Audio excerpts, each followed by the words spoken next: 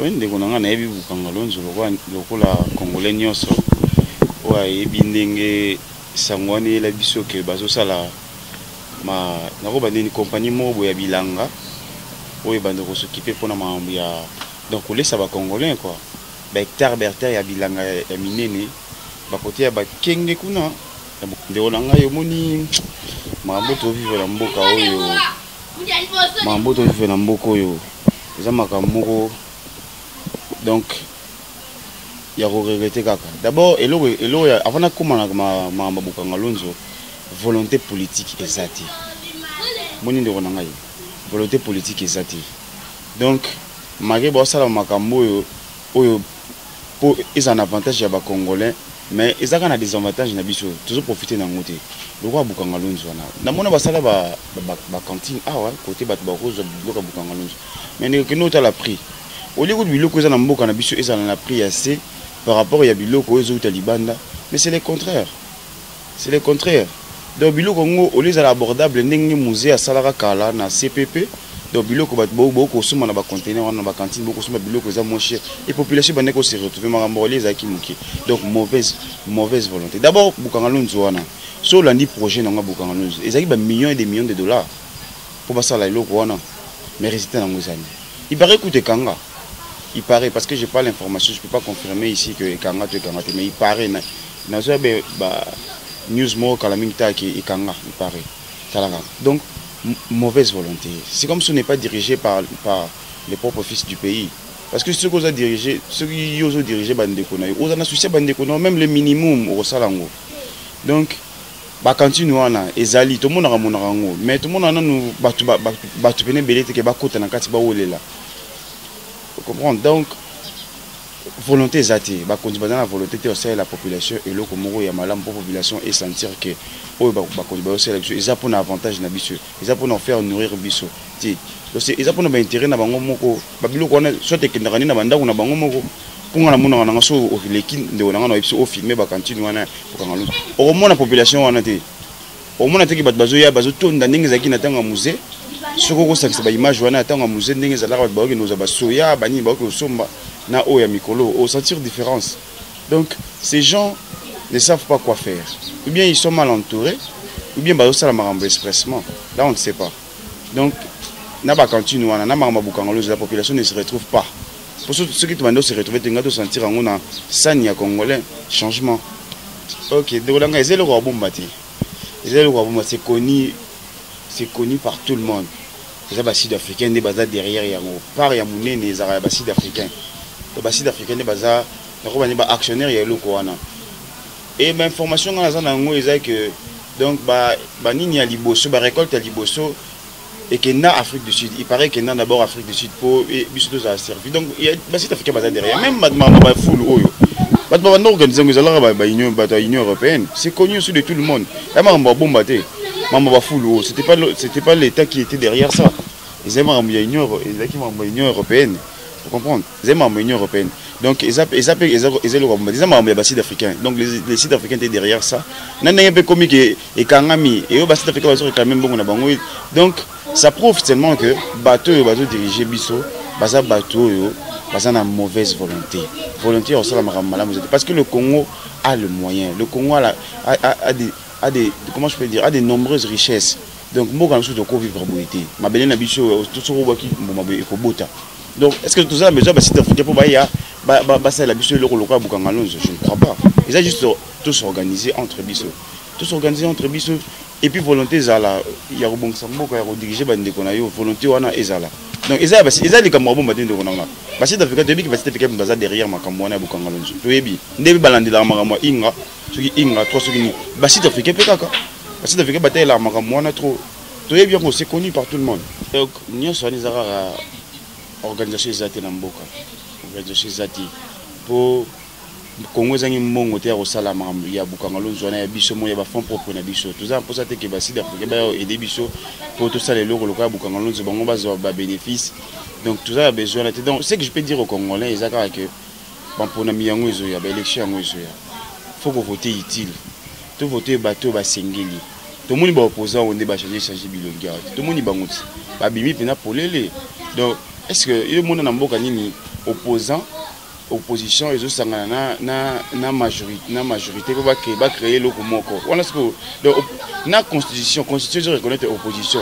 il faut opposition et ça la peut permettre la majorité et avancer et bon ça place ma bezali mais tant qu'on a opposition la majorité va ça c'est pour on a posé tout moko za diriger ndenge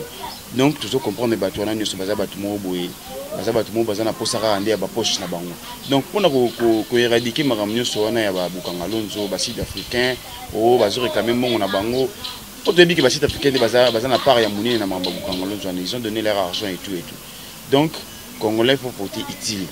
pour na bato oyo sengeli o ba ko diriger yo ko voter ba faux opposante ko voter pour ba pêcher 2000 francs ba pêcher polo ba pêcher 3000 francs té voter muto à convaincre yo sentir que muto ko bongisanga muto za na souci ya mboka muto ezate que toute histoire na ebanité té muto yo azana muto histoire na ebani quelqu'un qui est posé quelqu'un qui a de l'argent o ya té na caisse ya l'état pour aiba pas ko ya pour a ina souci ya mboka donc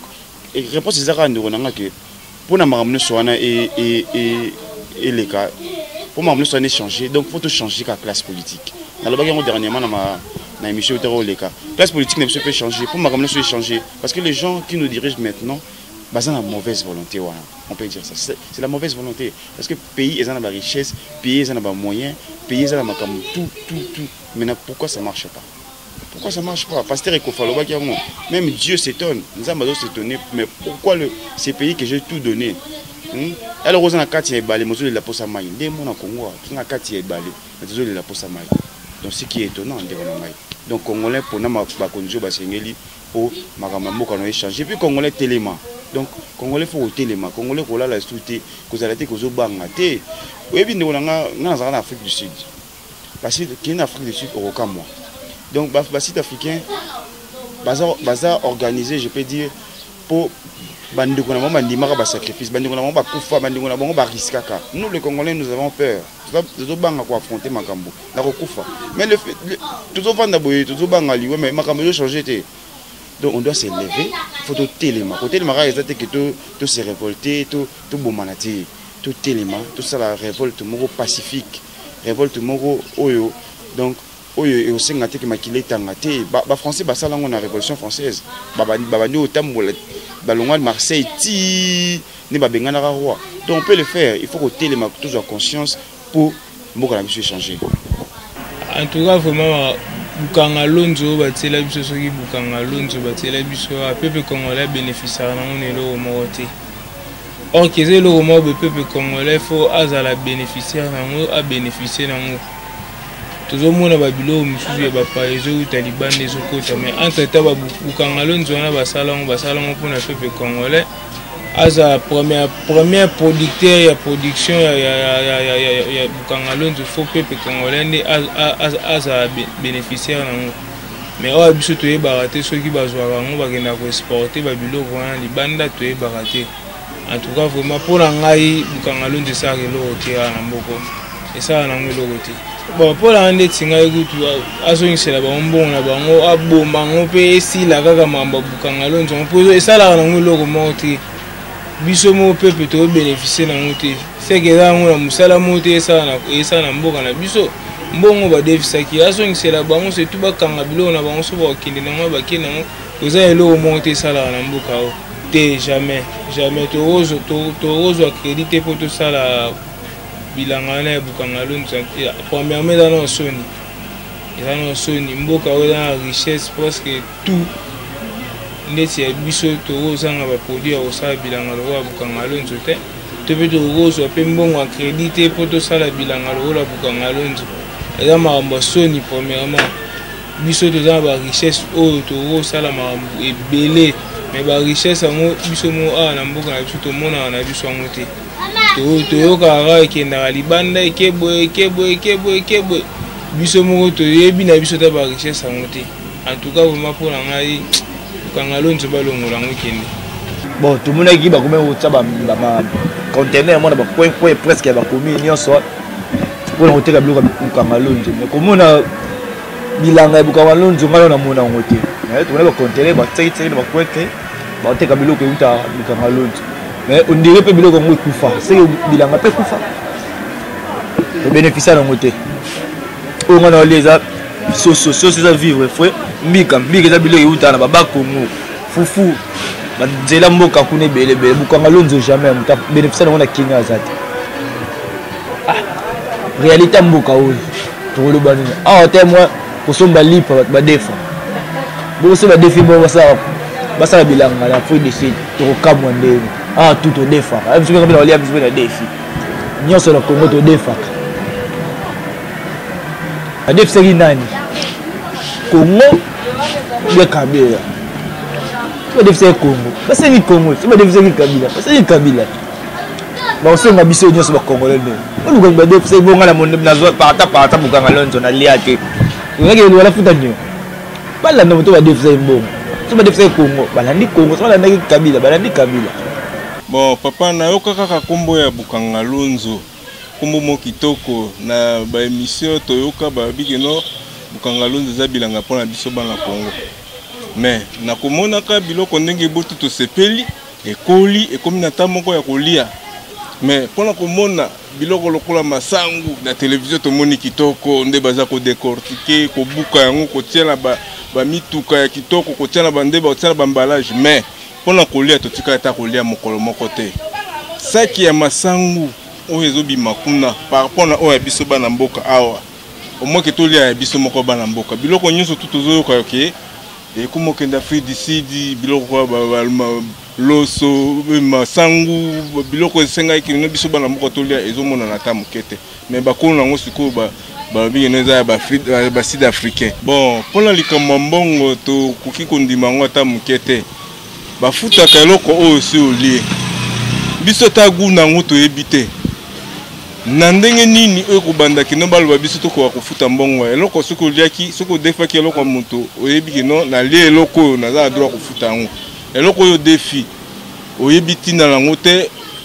eloko baye bapesi balakisi bamonisi yo me ole te bon okofutela mbongo nango ndenge nini na ndenge nini nango okofutela mbongo nango tomona na position to kofutela mbongo nango te po to lia ngo te to bénéficier nango pété eloko moto sami pona biso me ba gaspiller biso po ata ko la biso ka ba bilili po to kufaka na lengi ya pamba to pakoli ka mafuta na komela libumelo côté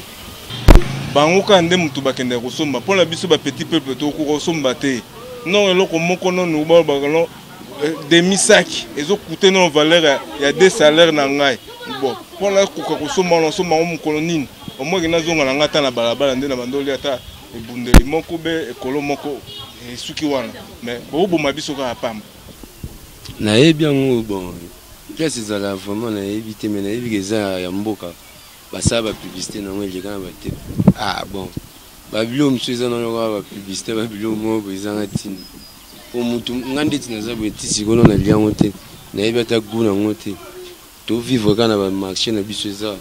ba wenzi na biso nde mzo ba produire biso ka tisiko ba biloko wana basala mo ba kiosque na bango basala na me puis wana yo ke sombo mo saki wana ba tsana omona ke lukata bikolo na ndinga ba wenzi na biso akuti poser ke okay ba makambo wana bon moni na makambo mboko eza na surprise te ke yoka makambo bongo to mesana déjà bio mo bongo donc so na yo kango na éviter na lieli lisusu kaka donc nazangi na maloba mpona mboko na regrete kaka nazangi maloba yango moteki na biki nazangi maloba mpo tayaka tokodefa ta teke mpona ta na éviter mpona bilanga donc eza eloko mobo nazanga maloba eza soni donc nakoya koloba donc na éviter mpona mboko na éviter na yebi toyoka yango babeta lisolo nango bukanga lonzo oyo wapi esalemaki mpona intérêt ya peuple congolais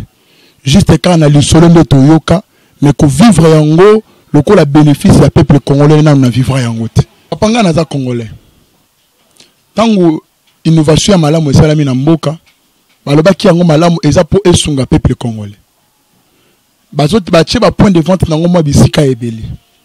mais kosomba biloko ya bukanga lonzo ezali talo mingi ke ba biloko oyo zote na libanda na mboka mosusu ezoko sunga biso te ba congolais tokozwa yango tozo consommer yango mais na prix moko eza trop élevé na prix moko eza trop cher nde yango eza kopesa biso pasi tozolobela yango etanke bana ya mboka point de vente eza bisika nyonso mais kosomba yango toza na makoki ya kosomba yango te bazofuta biso na bato moko eza na se oyo to actuel ezokokana te kaka na bambongo wana nde faut tofuta ndaku kaka na bambongo wana nde lisusu il faut tosomba biloko bukanga lonzo biloko bukanga lonzo yango ezoservi biso te parce que prix eza élevé prix eza likolo nga nazotonga naza tailleur mais musala na nga nazozwa bénéfice ya ebele te nazozwa ratio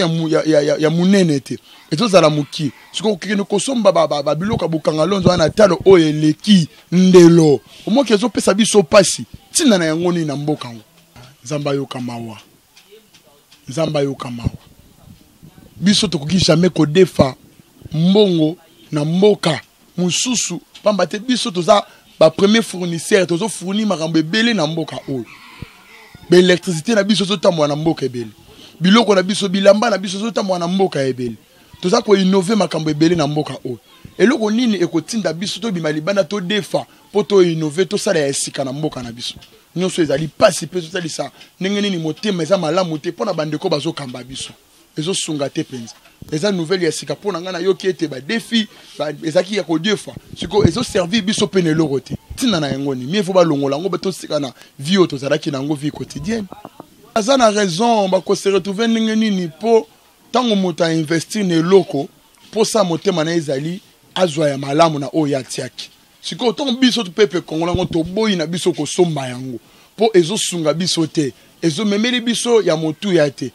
bukanga lonzo tango ezalaki te vie ezalaki ndenge moko bukanga lonzo eye vie ndenge moko omoni ke ezopesa pati alors bazana bango na raison ko alors bazongisela bango balongola yango po ezo service mutu nyonso so kotisa bandako nyonso otuni motuna nana ngozo sela biloko bukanga lonzo